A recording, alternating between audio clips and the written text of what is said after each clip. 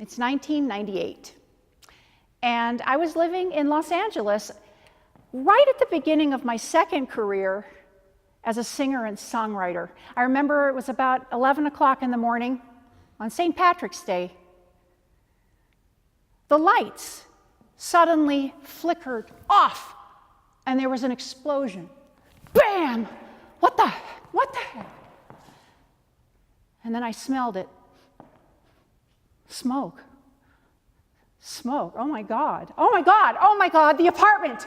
The apartment is on fire. Honey, I yelled to my husband, honey, get the cat, get Cassie. I'll call the fire department. But he couldn't get Cassie. He couldn't grab her. She ran for her life and hid at the very back of a king-size bed. And the fire department, they had the wrong address. It took them forever to find us. And the smoke, it was so bad. It was so hot.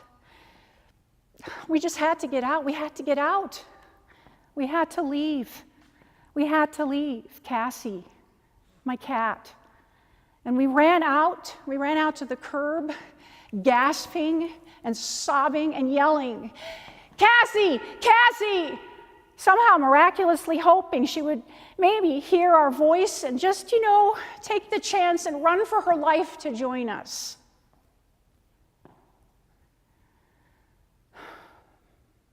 Finally, the fire department managed to put out the flames, and this incredibly nice fireman, he came running up to me with Cassie in his arms. Her little head was bobbing.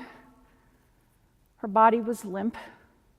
And he took this little tiny oxygen mask and he put it on her face. But it was too late. She was gone. In our apartment, it was gone. Except for one room, my music room. My piano, my guitars, the hard copies of all my songs, and 1,000 newly minted copies of my debut CD, I Will Fly, totally untouched by the flames.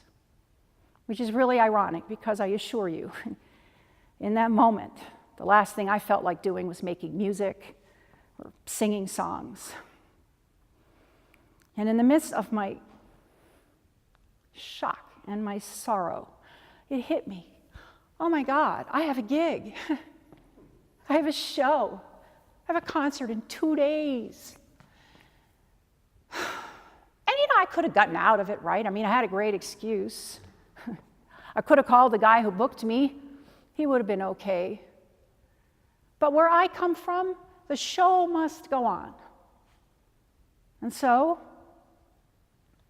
in 2 days, I strapped on my guitar and I stood on the stage. And I spoke from my heart. I shared what had happened to me, how I was feeling, and I sang from my heart.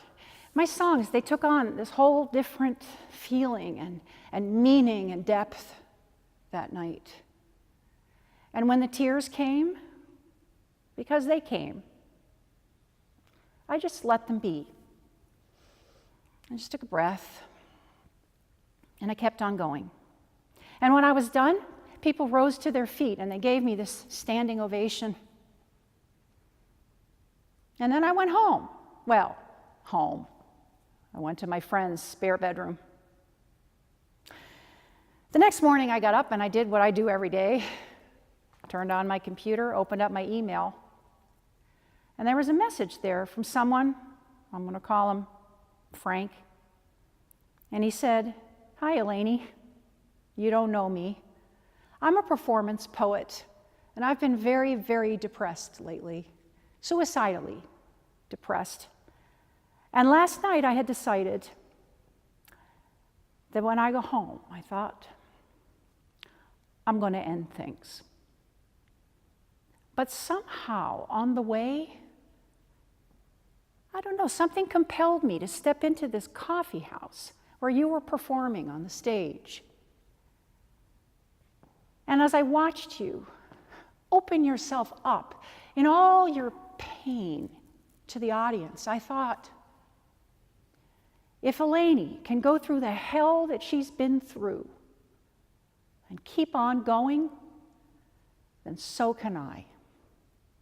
So, thank you, Eleni, for literally saving my life. My friends, you never know whose lives you might change for the better by finding the courage to get up onto the speaking platform and share your story, your perspective, your vision, and your big idea with your audience. Your words matter. Use your words to change your world.